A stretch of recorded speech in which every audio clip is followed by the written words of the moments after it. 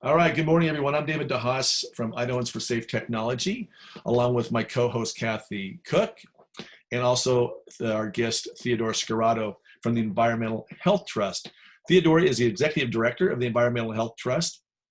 She's an Executive Director of, the Environmental Health Trust is a scientific think tank that publishes research and educates policymakers on environmental health issues. The Environmental Health Trust scientists are among the leading independent voices calling for reducing wireless worldwide.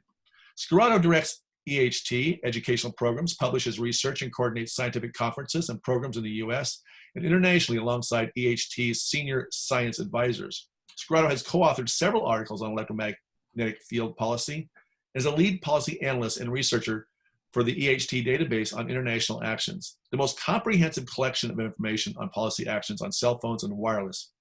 Examples include building science and radio frequency radiation, what makes smart and healthy buildings, building and environment, is 5G so safe, then why do wireless companies warn their shareholders but not consumers? The US and Europe need safer technology for children, that's in the International Business Times. Europe and America have a right to know about 5G cell phone safety, published in the EU Reporter. Everyone has a right to know about cell phone radiation, University of Maryland. Why isn't government protecting us? Alert on health risks of 5G rollout. She was invited to present on the National Institutes of Health, the New Hampshire State 5G Commission, the San Francisco Teachers Union, the University of California, San Francisco, the Henley Business School of University of Reading, and the American Federation of Teachers National Conference. She has presented at several US and international conferences on environmental health, including the 2020 Tel Aviv Expert Forum, the Michigan State Briefing on 5G, the 2018 The Dramatic Changes on the Planet and the Hellenic Roots of Ecological Ethics, held at the University of Patras, Greece, the Hebrew University Medical School Expert Forum on Wireless, and the Health in Buildings Roundtable Conference held at the National Institutes of Health. Scarato helped coordinate the 2019 U.S. Medical Conference, designed exclusively to train medical professionals on electromagnetic radiation, and also presented at the 2021 EMF Medical Conference. She's on the board on PhoneGate Alert. Scarato is a regular contributor to radio and news broadcasts, has been featured on NPR, Dr. Nandy, NBC, Fox 5, WJLA, and several documentary films. Her work was instrumental in the Prince George's County school system taking action to address long-neglected lead contamination in the schools, drinking water, and in the Maryland State Children's Environmental Health Protection Advisory Council's actions to issue recommendations to reduce radio frequency exposures in the school setting. She previously worked with EHT as a Director of Educational Resources and Public Affairs. Developing educational resources for communities and governments, Scarato has co-founded several organizations, both locally and nationally, that address environmental health and safety concerns. As a practicing clinical psychotherapist, her 2 decades of work with children and adolescents includes directing an intensive special education therapy program in Montgomery County schools and working as a psychotherapist at the ADHD clinic. Her research interests include not only the effects from radiation exposures, but also the social emotional effects of technology overuse. And that, I believe, is one of the biggest ones as well. Welcome to the program today. Thank you so much for taking time out of your busy day and educating those who are here on the show today. I really appreciate you coming on. Thank you so much for having me, and thank you for that introduction. Everything that you talked about is online, and you can watch more scientific conferences and learn more at Environmental Health Trust, but we have all those conferences online if you're interested. Oh, fantastic. Well, there's some really good clips right there on your website, which were excellent. Yes. Watch those. Thank you. Yeah. How did you get into this work? What brought you to this awareness? Actually, I got involved because having worked in the schools and working at an ADHD clinic with kids, I also work with teenagers and adults, but understanding the impact of prenatal exposure to drugs is what got me in this, because I had several clients whose parents, mothers had done drugs and while they were pregnant, and I had a really different way of treatment that really was prescribed, because we were dealing with brain damage and developmental delays and all kinds of neurological issues. And that's very different from my other kids that I worked with, where they might have trauma in their family, and other issues. And so I was really interested in the brain. So when I learned about this issue and I read the science showing damage to the brain, I dug in. I said, you know, I don't want to believe this. I love my cell phone. I love my Wi-Fi, but I'm going to have to learn about this, because if it is damaging the brain of our children and future generations, then, you know, what do I need to know? And I read, I'm sure a lot of people learning about this, you go online, you start, I was on PubMed, which is where there's peer-reviewed published science. Right. And I read so much and I thought, we have a problem here. This needs to be addressed. And then when I would, you know, called up my federal agencies, they actually made a lot of calls because I didn't see the information that I needed to see, which was a review of the science that was current. Didn't see it, couldn't find it. So I'm on the phone with my elected officials, and none of them could provide me with safety or any recent review. So when it said that we have these limits and radiation is compliant with these limits, it didn't have any meaning to me because I did not see a review of the science since 1996. And actually there wasn't even a review then. But at the time I didn't know the long sordid history in the United States on this issue. So I dug in and started working with Environmental Health Trust. I working on educational materials, and now we have many different things that we're doing, from schools to 5G to educating about cell phones. I'm on the board of Phone Gate, which is international, and it's about the issue, the fact that phones are not tested in body contact positions, and yet we use them against our body all the time. And when they are radiation tested in body contact positions, they exceed in tests that the government prescribes how you do these tests, but they exceed limits and can exceed limits by up to 11 times, according to published research on the issue. So but yet I'm in it for the kids. yeah. Well, and then we have to protect that. So let's talk about that, especially, you know, there's wireless everywhere you go. Every home probably has a wireless router because, again, a convenience issue. Let's just talk about that exposure. Well, wireless and Wi-Fi, cell phone radiation, those frequencies are the same kinds of frequencies as your microwave oven uses, but actually they're a little different, I'll explain. So your microwave oven heats, and you don't want to heat your tissue. Right. So it's the same frequencies, which are called radio frequency electromagnetic radiation. It's non-ionizing radiation, but that does not mean it's safe. But the limits that we have protect us from overheating, like if your head were in a microwave oven, you wouldn't want that.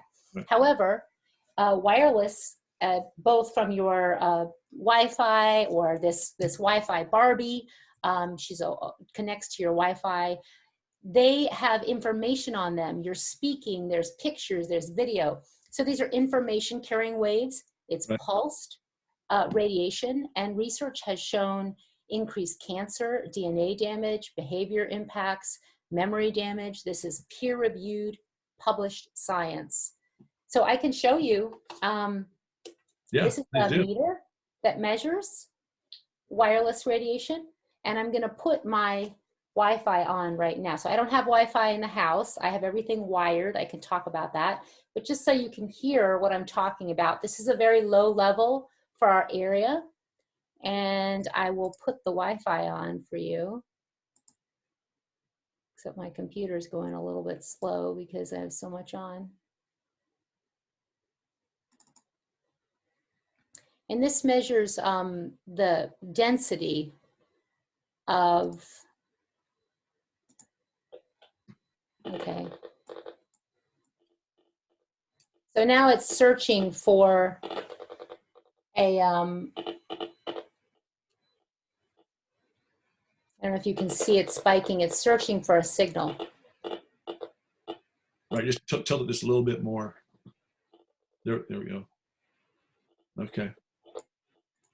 And I'm just turning it off. If I had a Wi-Fi router, there would be even more because it would be connecting to the router back and forth. But you could you see it spike up? It was a little hard to see, but yeah. Oh, I could see it pretty well. It's pretty dramatic. Yeah. Yeah. So I have other things here I can show you, but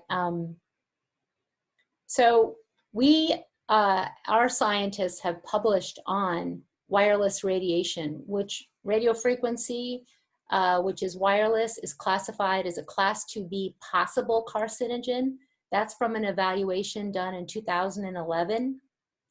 Obviously, we're about a decade from that date, and there is numerous scientific publications which have added more information showing effects at low levels. The National Toxicology Program did a study finding clear evidence of cancer in rats, in male rats. They also found DNA damage in the mice and the rats, heart damage, and so many scientists are stating that that classification is no longer adequate, that the classification should be at least a probable, and many scientists, as well as environmental health trust scientists, have published stating it is a human carcinogen. It is a proven carcinogen. And of course, that's before Corona. That was what, cancer was what we were all fighting until Corona took care of that. That's a little bit of a slam towards Corona, but anyway. So, I mean, that's big. Okay, we have kids, and now these schools they fought, going with the technology for a while, and now they're kind of all in on that. And there's wireless throughout those schools. Have you had any success in educating the schools and getting them to put in, go all wired? Oh, okay, well, let's delve into schools. So there are many schools that are taking steps. There's a variety of them. So in Europe, we have more schools that have taken the Wi-Fi out and they're putting in wired connections. In the United States, there are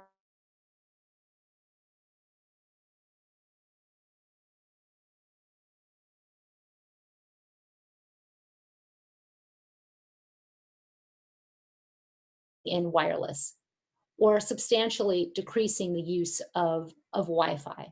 That is happening in the United States. There's also in Ashland, Massachusetts, and in several local school districts, they are informing the students to turn the Wi-Fi off when not in use, informing them that the Wi-Fi devices should be on a table, not on their lap. In fact, I would like to show you, I'm jumping around my... Yep. Let me get your screen. Let's just share this. Share screen. Yeah. Okay. Okay, so... Oops, not me. I don't want to do it. I want you to. Okay, I'll share. Can you share? Can you do that? Yeah, I can. I think I can. Okay. Oh, that's right. I made you co-host. There we go. Let me just make it wider here. Okay, so this is modeling that was done by Claudio Fernandez and engineers out of Brazil. This is just so you know, these colors that you're seeing, this is one of the ways that engineers measure the absorption of the wireless radiation into the body. And this procedure is done by the FDA for many medical devices, not for cell phones or wireless devices, because they actually use an antiquated plastic head in this method, which I'll explain to you later. But good. I want to bring that up. Thank you. Yeah, I'm showing this to you is because when a device, for example, is on the lap, and this is showing the propagation of the field, and this is showing so you can see the penetration into the body and the intensities into the body. So you have lighter colors are higher levels, and the darker colors are lower levels. So it goes from white to yellow to orange to red to blue. And this is a laptop on the lap with the antenna right there. And you can see when it's on the body, where the higher levels are, and then the lower levels as you get further away. This is the specific absorption rate from a Wi-Fi tablet at 6 inches.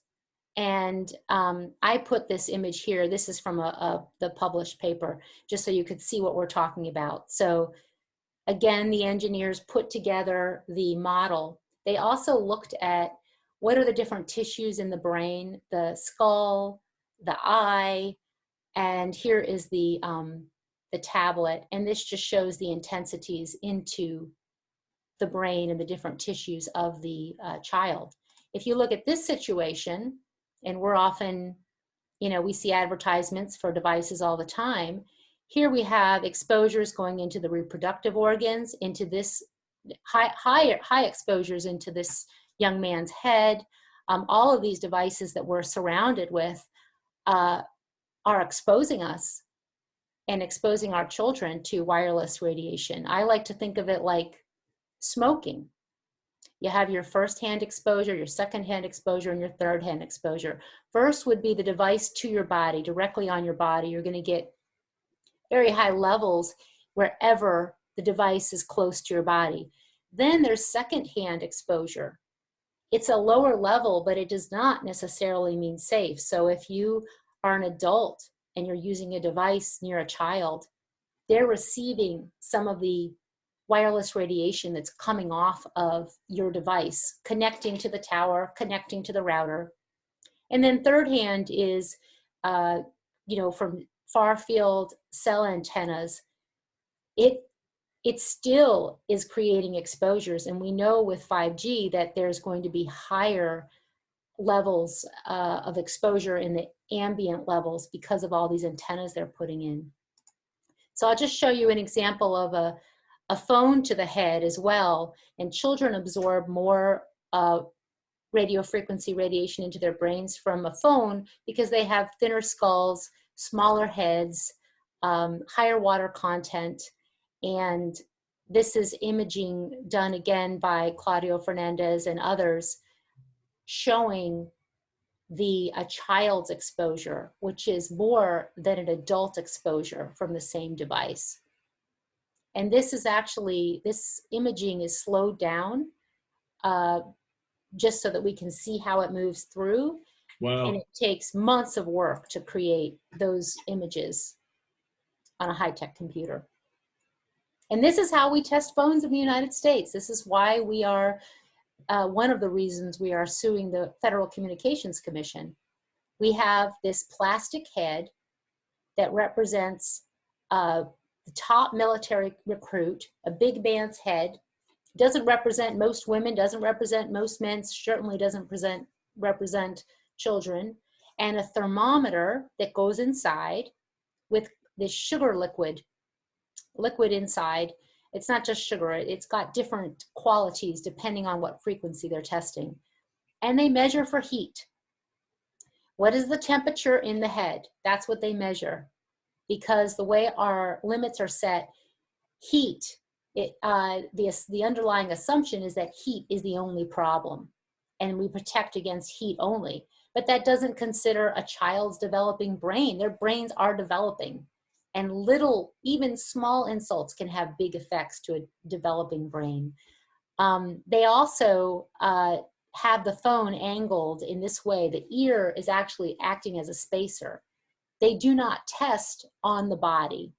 Let me show you this one. They don't test the phone against the body. They don't test with a laptop antenna touching the body. They test with a distance between the antenna on the device and the body.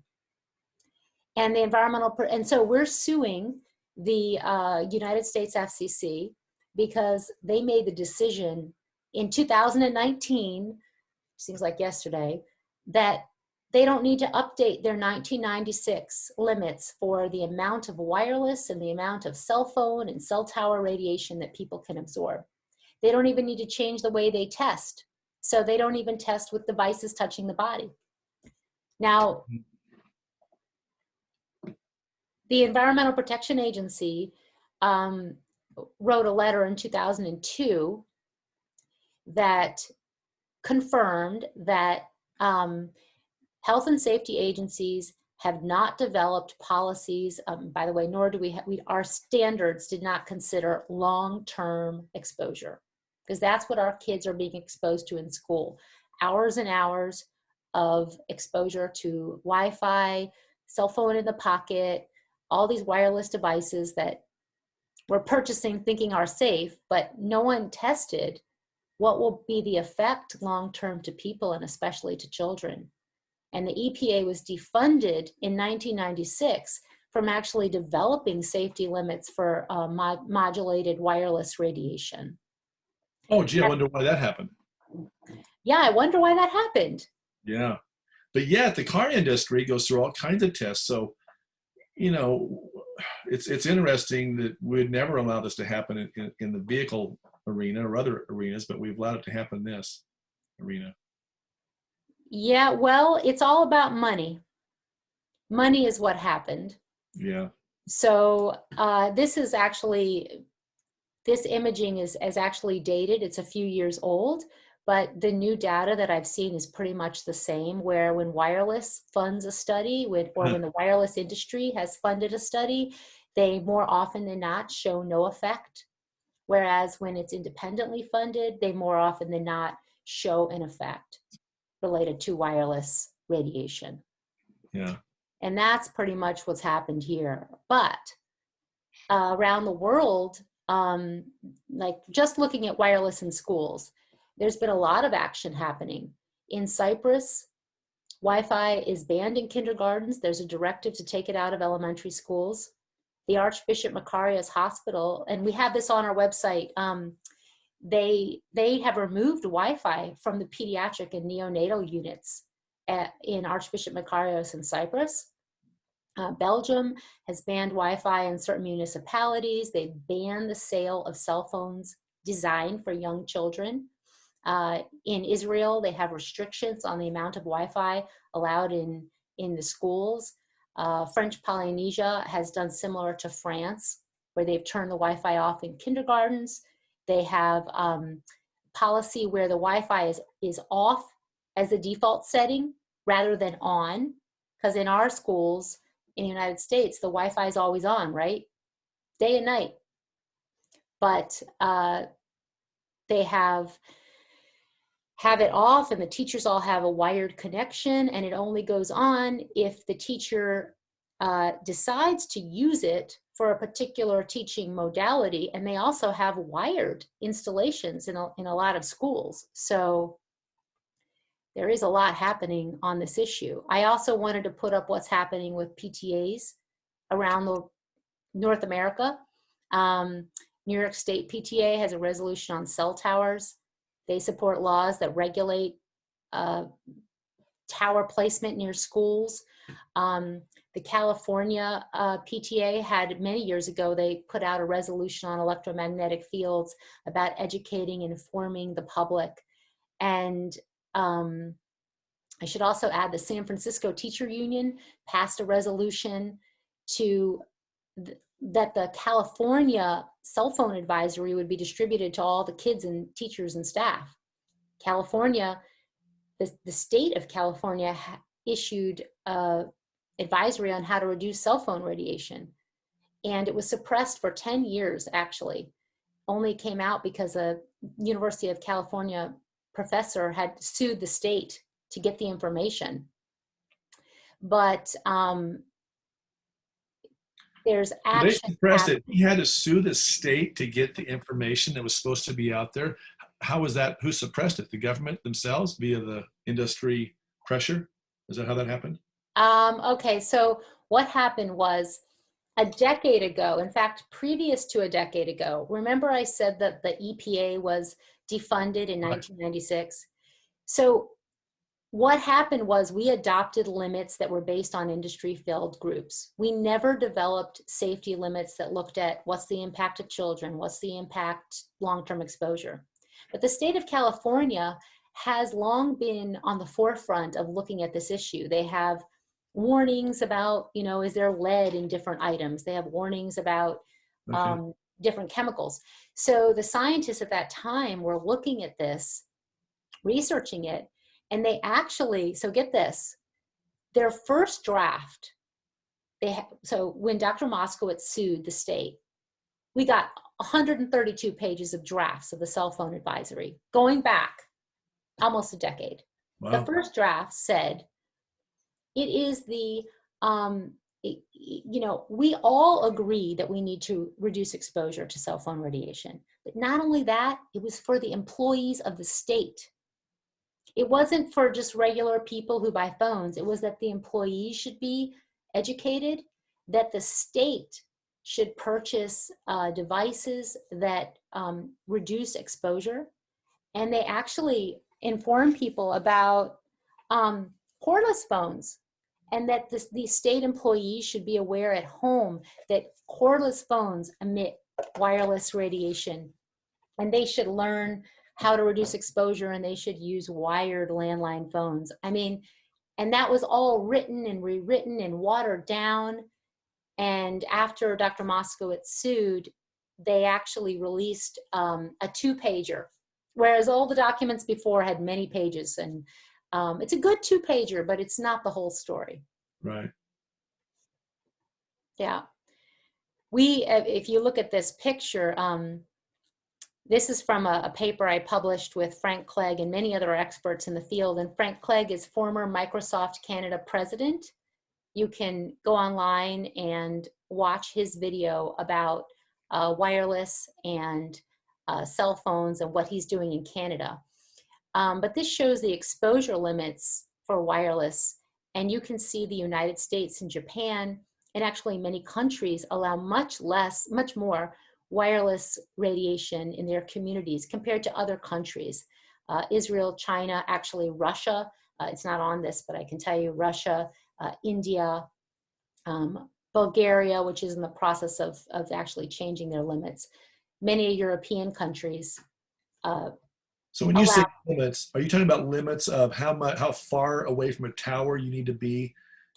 No, what's that mean by limits? We all know China's like got facial recognition stuff up, and well, we do here as well. But so I see it China very small. What does that mean? It means that's the amount of wireless radiation they allow in the air. So let's say you're outside your home, right? And you say, well, how much radiation am I being exposed to? There's actually a maximum limit that is allowed in various countries. Okay. So we allow a lot. Wow. When you're in a school and parents say, this happens like all the time. Parents say, oh, I'm worried about wireless. Well, the school comes in and they take their meter. They use a several $1,000 meter. And they take measurements and they say, or they hire a radio frequency engineer and they say, don't worry, the levels in the school are much less than what our limit is. But you see, our limit is high. Right. And not only that, but our limit averages, we average, you know how the radiation is peaked and pulsed? Right. But yet the way we measure it for compliance, meaning to see if it breaks the law or not, we actually average the level. So you might get a high peak and a low number, right? And then you average it. Everyone who did basic math knows you're not gonna, it's gonna be down from the high peak. But if I punched your nose, you would say, hey, you broke my nose. Imagine all the way our cells are punched by the pulse nature of this radiation. And I could say, let me average the power of my punch. Did I really punch you? No, I didn't. Besides, I don't see any evidence. You know, it's like you didn't even notice it. And someone says, but I'm hurting. You know, my body is being impacted. So the way we measure is wrong too. And that's actually one of the issues, a key issue in our case against the FCC. They don't measure correctly. You shouldn't be averaging, you know. You shouldn't, you didn't even look at long-term exposure. You didn't look at modulation. You didn't look at how kids' brains are developing. You can't decide it's safe, especially because the FCC has been informed with tens of thousands of documents, of pages of documents showing the research, showing adverse effects at low levels. Well, if I'm a parent and I've got kids, what symptoms could be expressed by my child? What should I be looking for that this is harming them? What are some of the different symptoms? Well, I'm going to separate impacts into 2 buckets. One is like acute, short things that happen sooner and currently when you're exposed, and the other are things that could happen decades from now, like brain cancer, thyroid cancer, colorectal cancer, which is now being hypothesized as related or possibly linked to cell phone use and cell phone holding in the pants. But on the short term, there are many cases of kids and adults who are getting symptoms like headaches, rashes, cognitive, psychological issues, anxiety, that are happening when they are in schools where the Wi-Fi has been upgraded. And the Wi-Fi system gets upgraded to the industrial strength with allowing a lot more devices to connect, and they are becoming sick. But when they leave the school, they're not so sick. When they are in a fully wired situation, they don't have those symptoms. So it's been termed electromagnetic sensitivity, electromagnetic hypersensitivity, microwave illness. But what we're seeing around the world is people who are having these symptoms, and when they are not in a high electromagnetic radiation situation, and when they've reduced their levels, they don't have those same symptoms. So we just had a conference just last month, the EMF 2021 medical conference, to educate doctors about this and how to treat. There's cases in California. One court case was just one allowing a teacher who was in a school where they put in Wi-Fi and new Wi-Fi, the new Wi-Fi that they're putting into schools. And she became sick with headaches and other issues, and they didn't accommodate her. So at first her case was thrown out, but now it's back in the courts. She actually just won. And there's cases of teachers being accommodated as well in California. I know in my town, there's social workers here. They are being accommodated in their workplace for those symptoms. There's research that shows kids who hold the phone to their head, it was hundreds of kids they did this study on, and after 1 year, just 1 year, those kids who had the phone to their head scored worse in the memory tests. And the memory tests were specifically related to the part of the brain that was most exposed. And they even used operator data. Wow. There's also impacts to trees and birds and insects. Our limits were not set to protect the environment, but just to avoid heating. And there's a body of research, it's on our website, that has found impacts to trees that are in line of sight of cell antennas, to the reproduction of birds, to the navigation ability, to insects, in terms of honeybees, their honey production, and the list is long, actually. Well, this is a big deal, especially in Boise. You know, as I mentioned earlier, before we got on the show, that the city of Boise wants to be green and sustainable and have a zero carbon emissions and all this great stuff. They've went out and bought trees to give away to the residents to plant these trees. But what you're saying is that those trees are going to be basically destroyed and defoliated from the power of these antennas. And aren't these antennas big electrical hogs? I mean, these are far from being reducing the electrical load that we use.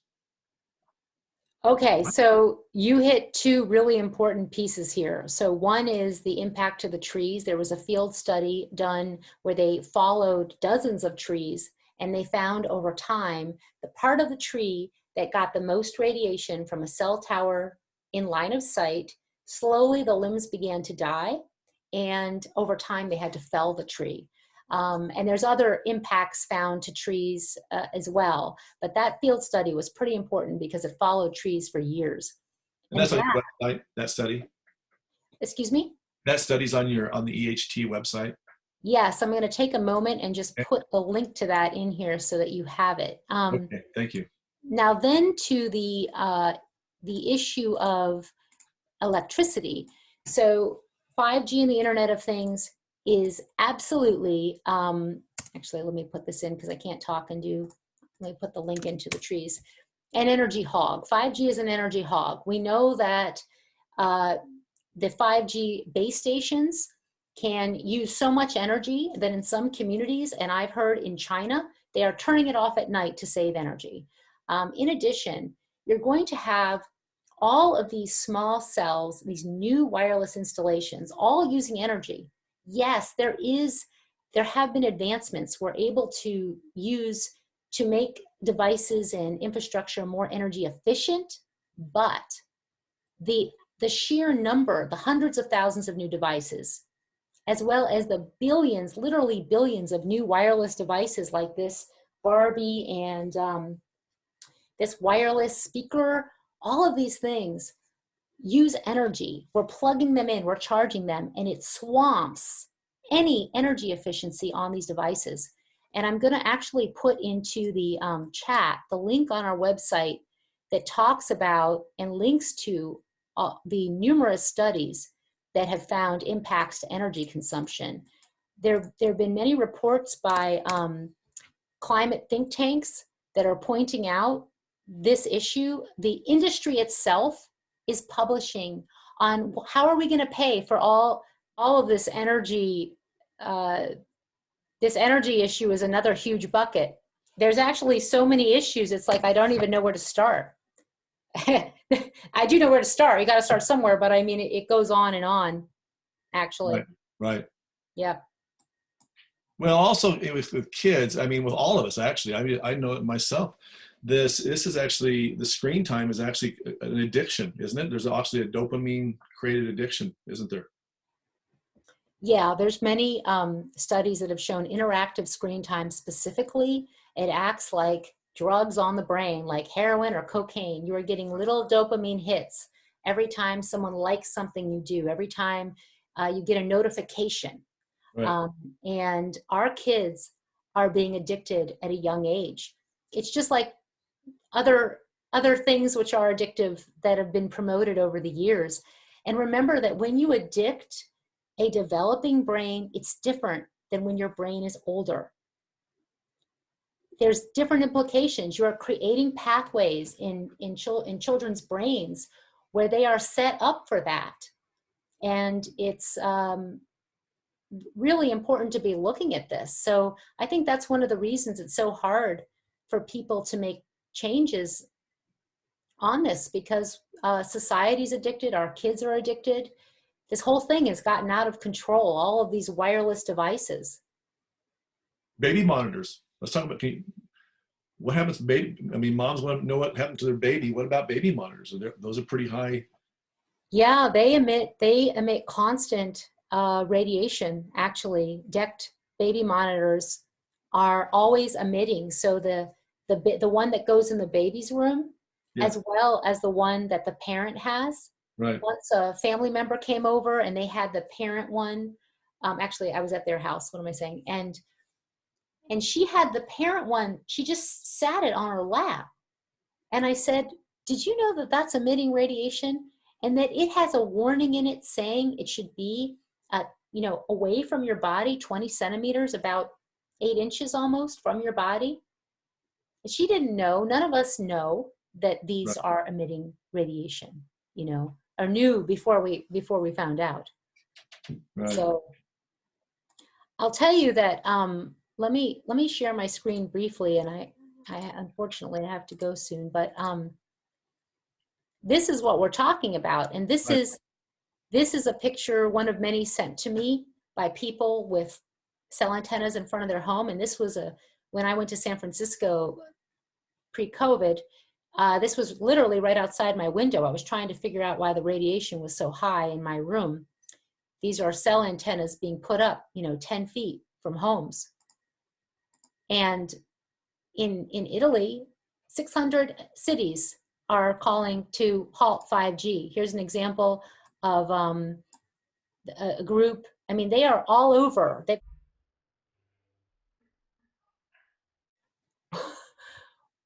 And yet another example, hacking. They have found that these devices, like your wireless devices that are in your home, your Alexa, your smart speaker, can be hacked. Here's a prime example. Here we are being hacked. Yeah. Our information, things can be used for nefarious purposes. Well, or and that's perhaps just for fun. really what 5G is about. I mean, 5G, as we mentioned earlier, you want to probably talk to that. This is basically a big data grab. Because 5G is not going to speed up your internet connection. Fiber optics is a much better solution, correct? Correct. Fiber optics is faster. Yeah. 5G is about collection because it's all of these new networks and things that are industries putting out. It's not really about our phones, even though it's talked about related to how fast you can download on your phones. There are a lot of other applications, and everything we do is being data mined. There can be thousands, if not millions, of points of data. The way you scroll on the screen, the colors you like, the fonts you like. Companies are making, here's another one, we have to keep keeping this. Oh, Marcos. Yes. Thanks, Kathy. They are continuously, our data is being captured and it's being harvested and sold over and over again by companies or held. So I just have about a short amount of time left. I mean, I have many more things to talk about, like how you can reduce exposure, and tell me what your burning questions are. So questions in the chat.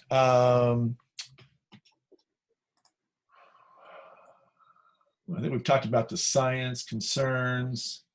So especially when it comes to schools, what are some of the, in terms of getting the PTAs to pay attention and the school boards, what have you seen to be most successful? Just the educational point? What can parents take from this meeting today and go out and do in their schools? Well, I mean, they're going to say it's expensive. You know, it's cheaper to do wireless, right? Putting these wires is going to be expensive. It's going to be expensive. It's going to shoot our budgets out. So how do you battle that? We have found actually that it's more expensive in the long run because with wireless devices, they're always upgrading and putting different equipment in. They're having to change out equipment. So once you lay that fiber optic and you get it in, it is not more expensive. In fact, when we had one school look at how much it cost, it was a small private school, and it was $4,000. That's nothing to hardwire the private school and to make it work. Now, we know also that wireless is more energy, as you were stating. It costs more money in energy bills. It's always on and always radiating. So we actually don't believe that it is more expensive. Maybe at first there's an upfront cost. Right. Are they wiring it to the tablets? I mean, is there multiple wires in the classroom? So I'm kind of envisioning, as a parent, would there be, if I have my iPad, for example, or my MacBook, would there be like these cables you would pull in? Is that what they're doing in the schools? There are a lot of ways you can do it. I mean, what we're talking about is normally you need an adapter. For an iPad, you need to get another kind of special adapter. You connect to the Ethernet. So you can have, in fact, a IT expert in Israel showed us exactly how they did it in their classroom. So I'll talk about that first. They structured the desks against the wall in a certain configuration. They had something in the middle of the room then, and then they had desks up against it there. Some people are running kind of runners. So just like you would have a plug to plug in your electricity, instead there's a runner where you can plug this in. Now we have to have a conversation about devices in the class overall, because some schools say, well, we use devices in every class and we can't do this.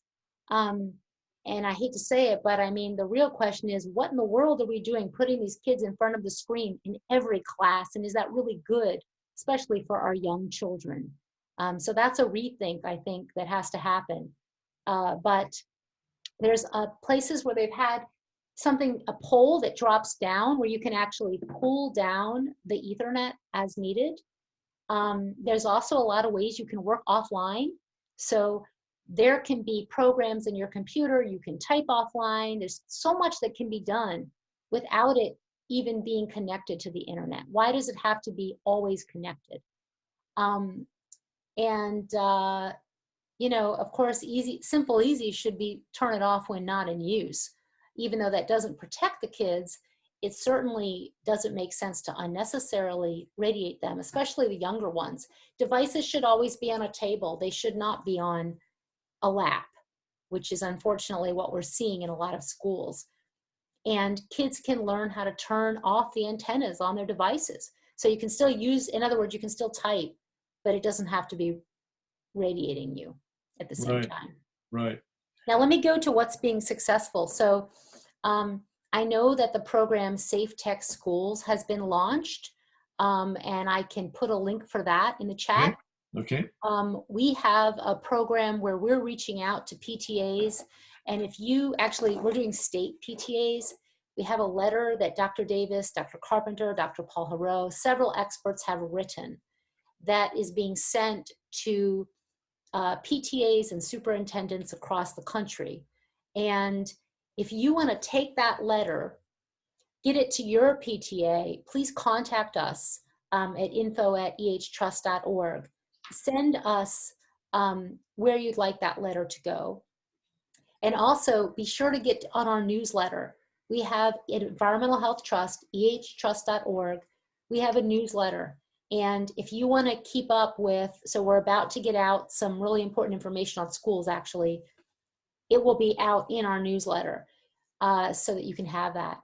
I really recommend people speak up at their PTA meetings and have a conversation. We have to start the conversation. It can't be, what happens is people speak up, then the school district's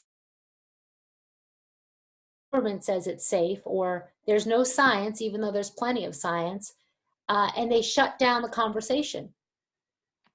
Right. Or in case of our city on 5G, they're saying that they have no ability to regulate 5G, which we know that to be not true. Many communities are not regulating 5G, but putting in regulations that protect the people and have them be a part of the decision-making process. There's a lot cities can do. It's not like my hands are tied, there's nothing I can do. There's actually a lot, even in cities where they have streamlining bills, where they have been able to take steps. And at a minimum, you can pass a resolution, which is not solving the problem, but begins to awaken people. I mean, laws have to be changed here. That's ultimately what has to happen, but there's still a lot that can be done. I put a link to our Wi-Fi in schools page. Okay. I'm also going to put a link to our Science on 5G page as well. And I want to make sure something we have, if you go to our website at ehtrust.org and you go on the key issues, we have links to the science so that you can, when someone says there's no science, you can share the science with them. Does your organization have, we formed here in Idaho, but I'm sure this is going to get out across the, with all the ways we're going to put this out. So some of the places that are probably overwhelmed. How do I get started in my city? Is there a support mechanism that if they're in some town in South Dakota and they're the only ones there, but they want to do something, do you have a support group or place on the site that they can begin to organize locally? That's a great question. So I'm going to say two things. One, we don't have a support group. However, we have resources for people starting out. And so does 5G Crisis. They are a campaign to educate different groups that are getting started on this issue.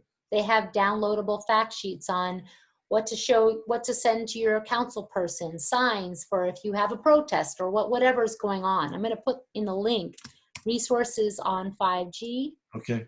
And we have toolkits. Oh, great. So that you can have these, here's another one. Resources to take action on 5G. It's more. Maybe I already just put that in there. Whoops, it's the same one. So there's also Physicians for Safe Technology. Dr. Okay. Joel Moskowitz's website. He's at University of California, Berkeley. Safer EMR. It's not just us. These are scientists around the world. There are hundreds of scientists signing appeals to halt 5G. And I actually will put the link where you can see all of the appeals by scientists over the last few years. And it's based, I just put it in there. It's Scientists Health Risks 5G Letters. I put it in the chat. Okay. So you can look at that. Excellent. I'll copy all these off then. So this is the question that come up. So where do you, so as you're going into a school or actually to a local city council, how do you see the conversation? What's the best way to start the conversation without coming across, cognitive dissonance, like, what did you just tell me? And completely, blowing them, and they want to shut, the people shut down, right? How do you see, how's a good intro conversation for the normal person to begin this? Well, I think that anyone working in a school at any level, we all love kids. And I think we have to come to it as we're allies working together to support a healthy environment for our kids. That's what everyone wants and can agree upon. So being that there is the science, I mean, you do have to show the science. Right. And also begin the conversation. I mean, I just think staying very professional and Right. showing the science and calling for a healthy environment is how to start it. I really recommend that if you're in a school, getting some other parents educated on this so that they can work with you on this issue. Don't go it alone. It's pretty hard, but really begin the process. So we also have some fact sheets that we're about to be getting out that are very simple one-pagers on what PTAs are doing and so forth. I think I showed you some of them in the Right. PowerPoint, but having one piece of information to share with your fellow parents. I mean, the chief of OBGYN at Yale is part of the Baby Safe Project, recommending pregnant women have reduced exposure. What about pregnant teachers? They need protections. Yes. So, and this is an occupational health issue, a kid issue. It's a classroom safety issue. I mean, I think that even if it doesn't go well at first, and believe me, I've been there. I've been doing this for a decade. Some people have been doing it for 20, 30 years, which I found shocking, but that's where we are. I've had many successes in working on this, and there are schools where they are, just recently I got from the California PTA, I can put a link, well actually I can't because I'd have to go in my email, but one of the California PTAs, a leader did a blog post on this issue, talking about how can we reduce exposure to the kids. In our community, what our PTA did, and I do recommend this, we started a safe tech group of the PTA. So it was its own committee. It dealt with privacy, radiation, physical risks, impacts to the eyes, because kids' eyes are being damaged from overuse of screens and the blue light and so forth. And parents, so all these parents came together, as well as parents who said, you know what? My kids are on the screen too much in school. This isn't, what are you doing? Why is my kid playing a video game when they're supposed to be in school? Or how about, I get this all the time. My kid is accessing porn. Why aren't you doing something about this? Like, the kids should be talking to each other. They shouldn't be on the computer or on their phone. Right. So all these parents came together with all these issues around screens and started to tackle them. And actually, our Safe Tech PTA in Montgomery County meets with the head of the IT, who many years ago refused to respond. Not the same person, but another person, wouldn't even respond to emails. Now there is a meeting every month with the parents, raising concerns. We have parents who are lawyers who are talking about the legal aspects here of their child's privacy being invaded and all of this, and really calling for accountability at the school system. This can happen in any school district across the country. You just need to get organized and educated. One of the things that got brought up in the conversation of the day, and I know you got to go here in a couple of minutes, but there was billions of dollars harvested from us paying our telephone bills over the years. And I think it's like $90 billion or some amount of money. Do you want to talk about that? What that's all about? Oh, so that the case is the regulators, and what they uncovered is that we have been paying in our phone bill for our landline to maintain and to care for our landline, the phone, this kind of phone that we, most of us on the call, I hope, remember, but that money has been diverted or not used, instead going to wireless. Our phone lines have not been maintained, and they should have been. So in different in your state, at the state level, you can call for accountability on that. And I will say, so in my community, try as I might, I can't get a copper landline phone. It's impossible when you move in the Washington, D.C. area to do that in most areas. So I have a corded phone, but it's connected to my internet modem in a wired way so that I have a corded phone and I'm not being radiated when I'm on the phone. But this is just another example of industry and their deep pockets, and they're making billions of dollars. We're being charged more for more things, and I think the consumer right now is losing, and we need to take back our power on this issue. I mean, it's outrageous. Companies don't want to be regulated, so they go into the wireless because there's less regulations actually related to wireless. So they don't. Well, I really appreciate you being here today. I know you've got to go pick up your child from school. I'm going to play a video here and share with people, so everyone stay on the line. But thank you so much for coming on. I'd love to have you back again sometime. I know you did a presentation a few days ago that I watched that you want to do a deep dive on all the things you can do in your home and your business. Yes.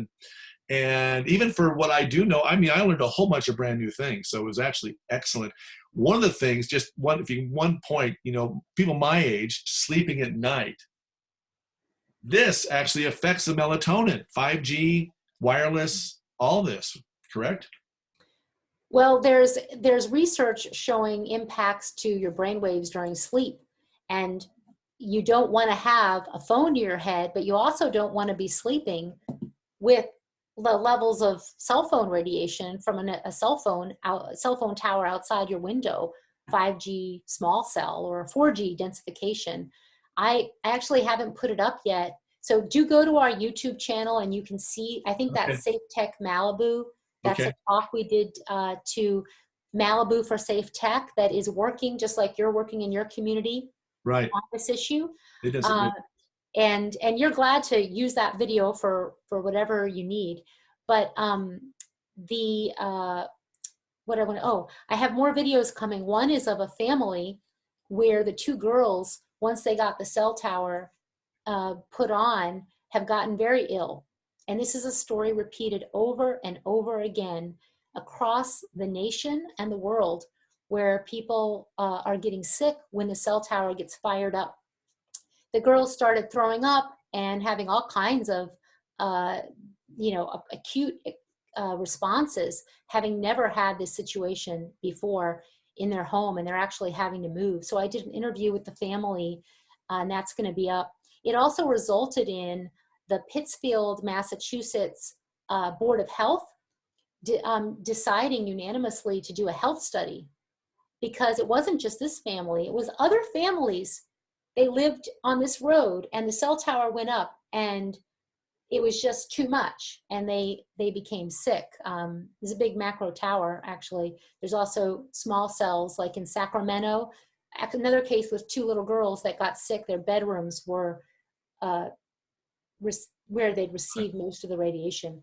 Before you play the video, I just want to say that video is from California when they were putting up they were proposing a bill to allow the unfettered deployment to roll open the red carpet to 5G small cells.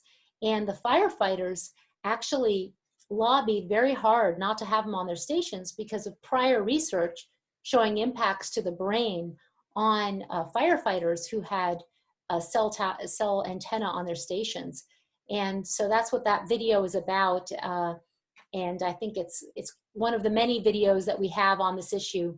So that CBS did an investigative piece on. Thank you so much for having me on. Thank you. Thank you so much. We will be talking to you later. Thanks for bringing all your information, everything you're doing for us. Really appreciate it.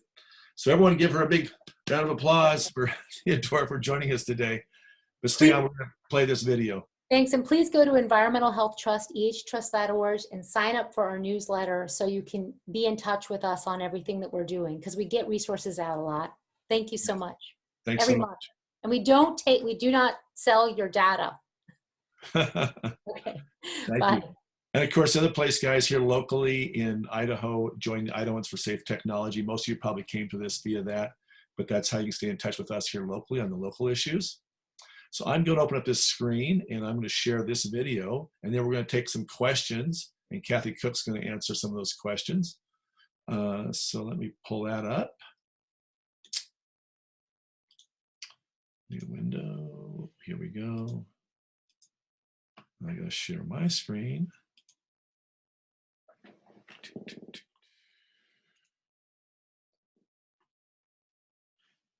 Oh, if I can.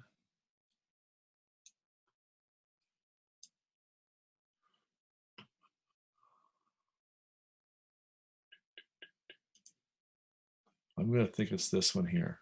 I got too many screens going. Okay, let's see if we can get this to go. All right. Amelia's business payment solution is the simplest way to pay vendors and contractors. Why? Is a cell tower going up in your neighborhood? If it's not now, it may soon. Wireless carriers are installing millions of them across the country to enable the new, faster 5G cell phone technology. But tonight, Julie Watts asked the question you're not supposed to ask. Are there legitimate health concerns? It's keeping John Heastand up at night. This new pole outside his bedroom window where Verizon will soon install a next-generation cell tower, just feet from a school. This would be a big tower pushing out radiation outside of our bedroom window, 24 hours a day, 7 days a week for many years. It's called a small cell or distributed antenna system, similar to this one in San Francisco.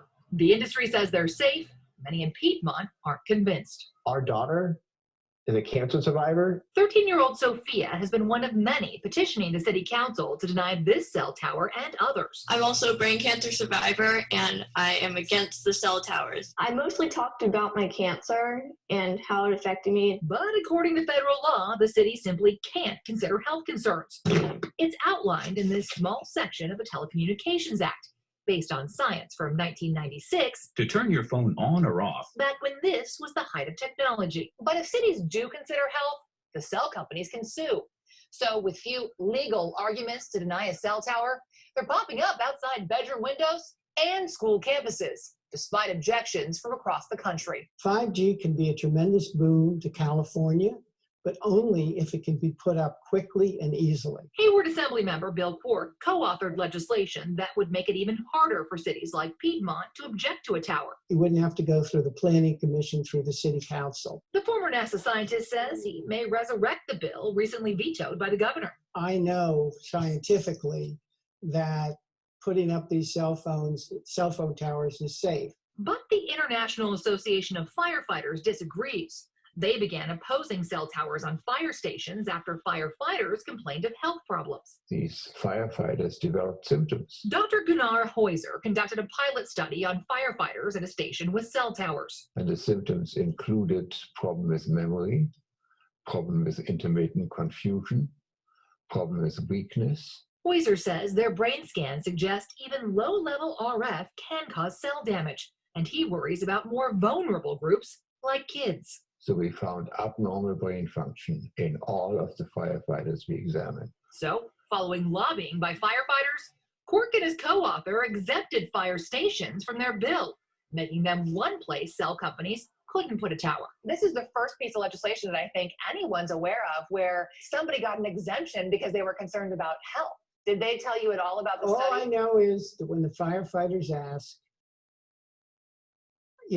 I do what they ask me to do. Because they're strong lobbyists. Yes. So if, say, school teachers and parents had a strong lobby and they asked you to pass something that would prevent these from going up in your schools, would you do that? If I couldn't get the votes any other way.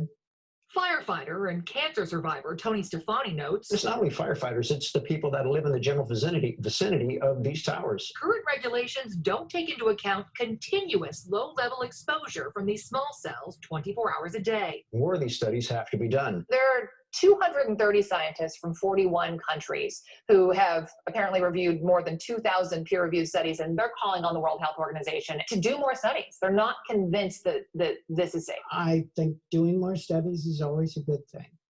Do you think that maybe you should consider putting a pause on legislation that speeds up these towers until there's definitive evidence that there is no harm? we can do a lot of studies. And there are people right now, believe it or not, who are sure the world is flat. In a statement, the wireless industry says it defers to experts when it comes to cell tower safety and says, according to government agencies, the scientific evidence shows no known health risk. But what about the unknown?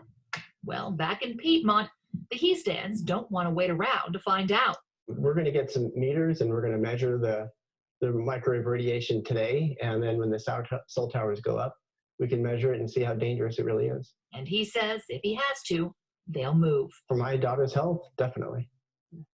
Well, Julia reports Piedmont did block some cell towers and is now being sued. Meanwhile, new government research set to be published next month could radically alter the debate.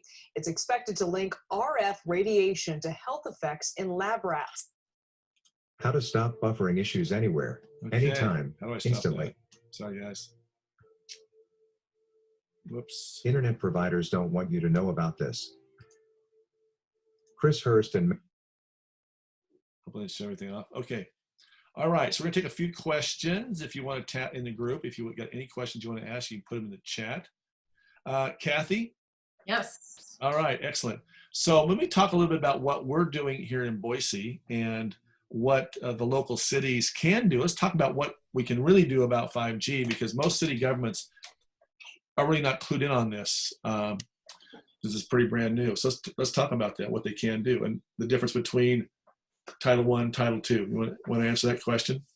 Because they mentioned in that there's nothing they can do, which is we know is not true, because there's a distinct difference between broadband data, which is what 5G is, and cell phones. You want to further elaborate on that? Yeah. So, well, you're correct that Boise Planning and Zoning Department and City Council has time and time again said there's nothing we can do. Our hands are tied, and we know that that is not correct for many reasons. And one of those reasons, as you mentioned, is Title I versus Title II. And what this is referring to is that Title II, what's classified as Title II and under federal law, is phone calls and texts.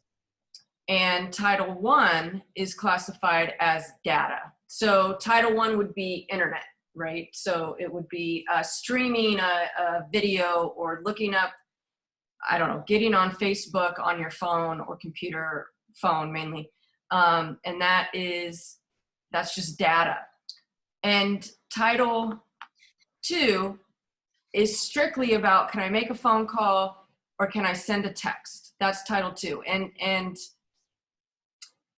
Title I is, Title II is regulated by the FCC, but Title I is not, which means that locally, local governments have the ability to make decisions based on the internet and data and things like this. They have stricter rules when it comes to phone calls and texts, because that's considered a necessity. That's considered something that we need to have for emergency services reasons, for connectivity, etc.